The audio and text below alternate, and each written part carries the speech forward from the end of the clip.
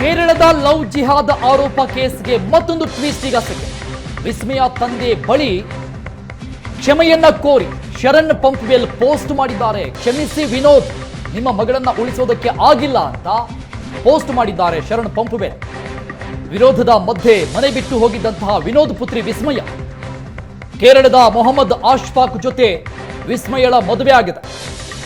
ಕೇರಳದ ಹೈಕೋರ್ಟ್ ಆದೇಶಕ್ಕೆ ಸಂಬಂಧಪಟ್ಟಂಗೆ ಆದೇಶದಂತೆ ಇಬ್ಬರಿಗೂ ಕೂಡ ಮದುವೆ ಮಾಡಲಾಗಿದೆ. ಈ ಹಿಂದೆ ಮಗಳನ್ನ ಉಳಿಸಿಕೊಡಿ ಅಂತ ವಿಸ್ಮಯ ತಂದೆ ಮನವಿಯನ್ನ ಮಾಡಿಕೊಂಡಿದ್ರು ವಿಎಚ್ಪಿ ಮುಖಂಡರ ಬಳಿ. ವಿನೋದ್ ವಿಸ್ಮಯ ಅವರ ತಂದೆ ಆಗ ವಿಎಚ್ಪಿ ಹೇಳಿತ್ತು, ಕಾನೂನು ಹೋರಾಟದ ಮೂಲಕ ವಾಪಸ್ ಕರೆದುಕೊಂಡು ಬರ್ತೀವಿ ಅಂತ ಮಾತು ಕೊಟ್ಟಿದ್ರು, ಭರವಸೆ ಕೊಟ್ಟಿದ್ರು. ಆಗ ವಿಸ್ಮಯಳನ್ನ ಮಂಗಳೂರಿನ ಕೌನ್ಸಿಲಿಂಗ್ ಸೆಂಟರ್ಗೆ ಕೂಡ ವಿಎಚ್ಪಿ ಸೇರಿಸಿತು. ಆದ್ರೆ ಕೇರಳ ಹೈಕೋರ್ಟ್ಗೆ ಹೆಬಿಯಾಸ್ ಕಾರ್ಪಸ್ ಅರ್ಜಿಯನ್ನು ಹಾಕಿದ್ದಂತ ಆಶ್ಫಾಕ್ ಮತ್ತೆ ವಿಸ್ಮಯಳನ್ನ ಮದುವೆ ಆಗ್ತಾರೆ. ಕೇರಳದ ಹೈಕೋರ್ಟ್ ಆದೇಶದಂತೆ ಗಡಿನಾಡ ಹಿಂದೂ ಯುವತಿಯನ್ನ ಇಸ್ಲಾಂಗೆ ಮತಾಂತರಿಸಿ ಮದುವೆ ಆಗಿರುವಂತಹ ಆರೋಪ ಇದೆ. ಕ್ರಿಮಿನಲ್ ರೆಕಾರ್ಡ್ ಹೊಂದಿರುವಂತಹ ಆಶ್ಫಾಕ್ನಿಂದ ವಿಸ್ಮಯಳ ಮೈಂಡ್ ವಾಶ್ ಆಯ್ತಾ? ಹಾಗಾದ್ರೆ ಕೇವಲ 2 ತಿಂಗಳಲ್ಲಿ ವಿಸ್ಮಯಳ ಮೈಂಡ್ ವಾಶ್ ಮಾಡಿರುವಂತಹ ಗಂಭೀರ ಆರೋಪ ಮಾಡಲಾಗಿದೆ.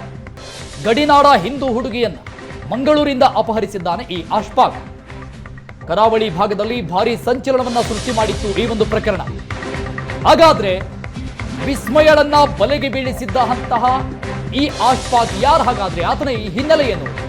ಆಶ್ಫಾಕ್ ಹಿಂದಿನ ಕ್ರಿಮಿನಲ್ ಹಿಸ್ಟರಿ ಯಾವ ರೀತಿ ಆಗಿದೆ ಗೊತ್ತಾ? ಕೇರಳದ ಈ ನಟೋರಿಯಸ್ ಕತೆ ಕೇಳಿದ್ರೆ ನೀವು ಕೂಡ ಬೆಚ್ಚಿ ಬೀಳ್ತೀರಾ. ನಟೋರಿಯಸ್ ಕ್ರಿಮಿನಲ್ ಆಶ್ಫಾಕ್ ಮೇಲಿದೆ 16 ಕೇಸ್ಗಳು. 15ಕ್ಕೂ ಅಧಿಕ ಕೇಸ್ಗಳನ್ನ ಹೊಂದಿದ್ದಾನೆ ನಟೋರಿಯಸ್ ಆಶ್ಫಾಕ್. ಈಗಾಗಲೇ 3 ಪ್ರಕರಣದಲ್ಲಿ ಶಿಕ್ಷೆಗೆ ಗುರಿಯಾಗಿದ್ದಾನೆ.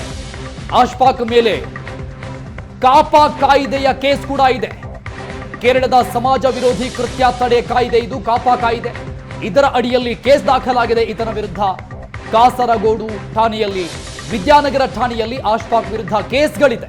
ಆತನ ಹಿಸ್ಟರಿಯನ್ನ ನೋಡ್ತಾ ಇದ್ದೀವಿ, ಯಾರೀತ ಅನ್ನೋದನ್ನ, ಆತನ ವಿರುದ್ಧ ದಾಖಲಾಗಿದ್ದಂತಹ ಕೇಸ್ಗಳ ಹಿಸ್ಟರಿಯನ್ನ ನೋಡ್ತಾ ಇದ್ದೀವಿ. ಈತ ಮಂಗಳೂರಿನ ಹುಡುಗಿಯನ್ನ, ಹಿಂದೂ ಹುಡುಗಿಯನ್ನ ಯಾವ ರೀತಿಯಾಗಿ ಬಲೆ ಬೀಸಿದ್ದ, ಕೋರ್ಟ್ಗೆ ಅರ್ಜಿ ಹಾಕಿ ಆಕೆಯನ್ನ ಮದುವೆಯಾಗಿ ವರಿಸಿದ್ದಾನೆ. 2 ದೃಶ್ಯಗಳನ್ನ ನೋಡ್ತಾ ಇದ್ವಿ. ಮದುವೆ ಆಗಿರುವಂತಹ ಪೋಸ್ಟ್ ಒಂದ್ ಕಡೆ, ಫೋಟೋ ಒಂದ್ ಕಡೆ. ಇವಾಗ ಇನ್ನಷ್ಟು ಡೀಟೇಲ್ಸ್ ಕೊಡ್ತಾರೆ ನಮ್ಮ ಪ್ರತಿನಿಧಿ ಭರತ್ ರಾಜ್, ದೂರವಾಣಿ ಸಂಪರ್ಕದಲ್ಲಿದ್ದಾರೆ. ಭರತ್ ರಾಜ್, ಕರಾವಳಿ ಭಾಗದಲ್ಲಿ ಬಹಳಷ್ಟು ಸಂಚಲನ ಮೂಡಿಸಿದಂತಹ ಪ್ರಕರಣ ಇದು. ಕೊನೆಗೂ ಗಡಿನಾಡ ಹುಡುಗಿಯನ್ನ ತಮ್ಮೂರಿಗೆ ಕರೆದುಕೊಂಡು ಬರೋದ್ರಲ್ಲಿ ಸಾಧ್ಯ ಆಗ್ಲಿಲ್ಲ ವಿಎಚ್ಪಿಗೆ. ಈ ಸಂಬಂಧಪಟ್ಟಂಗೆ ಪೋಸ್ಟ್ ಕೂಡ ಮಾಡಿದ್ದಾರೆ ಶರಣ್ ಪಂಪ್ವೆಲ್ ಅವರು. ಏನ್ ಡೀಟೇಲ್ಸ್ ಇದೆ? ಅರುಣ್, ಹೌದು, ಕಳೆದ 2-3 ತಿಂಗಳಿಂದ ಕರಾವಳಿಯಲ್ಲಿ ಭಾರಿ ಚರ್ಚೆಗೆ ಗ್ರಾಸವಾಗಿದ್ದಂತಹ ಒಂದು ಲವ್ ಜಿಹಾದ್ ಪ್ರಕರಣ, ವಿಸ್ಮಯ ಕೇಸ್. ಹಾಗಾಗಿ ಈ ಪ್ರಕರಣದಲ್ಲಿ ಅನೇಕ ಒಂದು ಕಾಸರಗೋಡಿನ ವಿದ್ಯಾನಗರ ಪೊಲೀಸ್ ಠಾಣೆಯಲ್ಲಿ ಪ್ರಕರಣ ಆಗಿತ್ತು. ಆನಂತರ ಆತನ ಅನಾಪತ್ತೆ ಆಗಿದ್ಲು, ಅವಳನ್ನ ಕರ್ಕೊಂಡು ಬರುವಂತ ಪ್ರಯತ್ನಗಳಾಗಿತ್ತು. ಕೊನೆಗೆ ಆಕೆಯ ತಂದೆ ವಿನೋದ್ ಅನ್ನುವಂಥವ್ರು ನೇರವಾಗಿ ಮಂಗಳೂರಿನ ವಿಶ್ವ ಹಿಂದೂ ಪರಿಷತ್ ಪ್ರಮುಖರನ್ನ ಭೇಟಿ ಆಗ್ತಾರೆ. ಶರಣ್ ಪಂಪ್ವೆಲ್ ಸೇರಿದಂತೆ ಅನೇಕ ನಾಯಕರುಗಳನ್ನ ಭೇಟಿಯಾಗಿ ನನ್ನ ಮಗಳನ್ನ ಉಳಿಸ್ಕೊಡಿ ಅನ್ನುವಂಥದ್ದು ಕಣ್ಣೀರನ್ನು ಕೂಡ ಹಾಕ್ತಾರೆ. ಕೊನೆಗೆ ಅವರು ಕೂಡ ಒಂದು ಕಾನೂನು ಹೋರಾಟಕ್ಕೆ ಮುಂದಾಗ್ತಾರೆ. ಮಂಗಳೂರಿನ ಪೊಲೀಸ್ ಠಾಣೆಯಲ್ಲೂ ಕೂಡ, ಯಾಕಂದ್ರೆ ಆತ 2ನೇ ಬಾರಿ ಆಕೆಯನ್ನ ಉಳ್ಳಾಳದಿಂದ, ಮಂಗಳೂರಿನ ಉಳ್ಳಾಳ ಪೊಲೀಸ್ ಠಾಣೆ ವ್ಯಾಪ್ತಿಗೆ ಸೇರುವಂತ ಉಳ್ಳಾಳದಿಂದ ಆಕೆಯನ್ನ ಕಿಡ್ನಾಪ್ ಮಾಡಿದಂತ ಒಂದು ಪ್ರಕರಣವನ್ನ ದಾಖಲಿಸಿ ಅದರಲ್ಲಿ ಮತಾಂತರದ ಆರೋಪಗಳನ್ನ ಕೂಡ ಅವರು ಮಾಡಿ ಒಂದು ದೂರನ್ನ ಕೊಡ್ತಾರೆ. ಆದ್ರೆ ಎಲ್ಲದರ ಮಧ್ಯೆ ಆಕೆಯನ್ನ ಮಂಗಳೂರಿನ ಒಂದು ಖಾಸಗಿ ಕೌನ್ಸಿಲಿಂಗ್ ಸೆಂಟರ್ ನಲ್ಲಿ ಇಟ್ಟು ಆಕೆ ಕೌನ್ಸಿಲಿಂಗ್ ಕೊಡುವಂತ ಪ್ರಯತ್ನಗಳು ಕೂಡ ಆಗಿತ್ತು. ಈ ಎಲ್ಲ ಹೋರಾಟಗಳ ಮಧ್ಯೆ ಆತ ಏನು ಆಶ್ಫಾಕ್ ಏನಿದ್ದಾನೆ, ಆತ ಕೇರಳ ಹೈಕೋರ್ಟ್ಗೆ ಒಂದು ಹೆಬಿಯಸ್ ಕಾರ್ಪಸ್ ಅರ್ಜಿಯನ್ನು, ಅಂದ್ರೆ ತಾನು ಆಕೆಯನ್ನ ಮದುವೆ ಆಗಿದ್ದೀನಿ, ಆಕೆಯನ್ನ ಹುಡುಕಿ ಕೊಡಿ ಅನ್ನುವಂತ ಹಿನ್ನೆಲೆಯಲ್ಲಿ ಒಂದು ಹೆಬಿಯಸ್ ಕಾರ್ಪಸ್ ಅರ್ಜಿಯನ್ನು ಹಾಕಿರುವಂತದ್ದು. ಈ ಅರ್ಜಿಯ ಹಿನ್ನೆಲೆಯಲ್ಲಿ ಅಲ್ಲಿನ ಕೇರಳ ಪೊಲೀಸರು ಆಕೆಯನ್ನ ಪತ್ತೆ ಮಾಡಿ ಕೇರಳ ಹೈಕೋರ್ಟ್ ಮುಂದೆ ಹಾಜರುಪಡಿಸಿರುವಂತದ್ದು. ಕೊನೆಗೂ ಕೂಡ ಆಕೆ ಪ್ರಾಪ್ತಳು, ಅಂದ್ರೆ ಆಕೆಗೆ ವಯಸ್ಸಾಗಿದೆ, ಮೆಚುರಿಟಿ ಇರುವಂತ ಕಾರಣದಿಂದಾಗಿ ಆಕೆಯ ನಿರ್ಧಾರದಂತೆ ಕೇರಳ ಹೈಕೋರ್ಟ್ ಒಂದು ಆದೇಶವನ್ನ ಕೊಟ್ಟಿದೆ. ಹಾಗಾಗಿ ಆಶ್ಫಾಕ್ ಜೊತೆ ಆಕೆಯ ವಿವಾಹ ಆಗಿ ಈಗಾಗಲೇ ಆ ಒಂದು ಫೋಟೋಗಳು ಕೂಡ ಸೋಷಿಯಲ್ ಮೀಡಿಯಾಗಳಲ್ಲಿ ಹರಿದಾಡ್ತಾ ಇದೆ. ಪ್ರಮುಖವಾಗಿ ಎಲ್ಲ ಘಟನೆಗಳ ಬಳಿಕ ಶರಣ್ ಪಂಪ್ವೆಲ್ ಕೂಡ ಒಂದು ಪೋಸ್ಟ್ ಹಾಕಿದ್ದಾರೆ, ಕ್ಷಮಿಸಿ ವಿನೋದ್ ಅಂತ, ಅಂದ್ರೆ ವಿಸ್ಮಯ ತಂದೆಯನ್ನ ಕ್ಷಮಿಸಿ, ನಮಗೆ ನಿಮ್ಮ ಮಗಳನ್ನ ಉಳಿಸ್ಕೊಡ್ಲಿಕ್ಕೆ ಸಾಧ್ಯ ಆಗ್ಲಿಲ್ಲ ಅನ್ನುವಂಥದ್ದು. ಅಂದ್ರೆ ಈ ಇಡೀ ಪ್ರಕರಣದ ಅಂತರದೇ ಕಾನೂನಾತ್ಮಕವಾಗಿ ನೋಡಿದ್ರೆ ಈ ವಿಸ್ಮಯ ಸ್ವತಃ ಒಪ್ಪಿಗೆಯಿಂದಲೇ ಆಶ್ಫಾಕ್ ಜೊತೆ ಹೋಗಿದ್ರು ಕೂಡ ಇಲ್ಲಿ ತಂದೆ ಮಾಡ್ತಾ ಇರುವಂತಹ ಆರೋಪ ಆಕೆಯನ್ನ ಮೈಂಡ್ ವಾಶ್ ಮಾಡಲಾಗಿದೆ. ಆಕೆಯ ಮೈಂಡ್ ವಾಶ್ ಅನ್ನ ಮಾಡಿ ಕೇವಲ 2 ತಿಂಗಳಲ್ಲಿ ಪ್ರೀತಿ ಪ್ರೇಮದ ಹೆಸರಿನಲ್ಲಿ ಆಕೆಯನ್ನ ಮೈಂಡ್ ವಾಶ್ ಮಾಡಿ ಆತ ಕರ್ಕೊಂಡು ಹೋಗಿದ್ದಾನೆ, ಈಗ ಆಕೆಯನ್ನ ಮದುವೆ ಆಗಿದ್ದಾನೆ ಅನ್ನುವಂಥದ್ದು. ಅದರ ಜೊತೆಗೆ ಆತನ ಕ್ರೈಮ್ ರೆಕಾರ್ಡ್ ಕೂಡ ಸುಮಾರು ಒಂದು 15ಕ್ಕೂ ಅಧಿಕ ಕೇಸುಗಳು ಆ ಒಂದು ಅಸ್ಪಾಕ್ ಮೇಲಿರುವಂತದ್ದು. ಕಾಪಾ ಕಾಯ್ದೆ ಅಂದ್ರೆ ಕೇರಳದಲ್ಲಿ ಕಾಪಾ ಕಾಯ್ದೆ ಹೇರಿಕೆ ಆಗಿರುವಂತಹ ಒಬ್ಬ ಆರೋಪಿ ಕೂಡ ಆತ.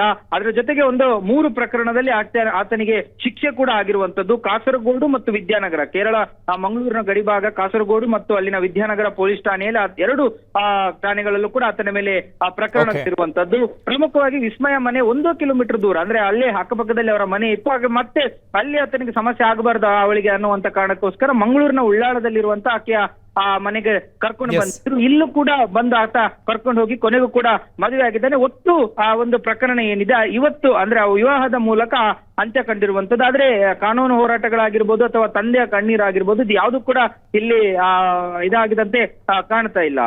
ಥ್ಯಾಂಕ್ ಯು ಭರತ್ ರಾಜ್ ಎಲ್ಲ ಡೀಟೇಲ್ಸ್ಗೆ.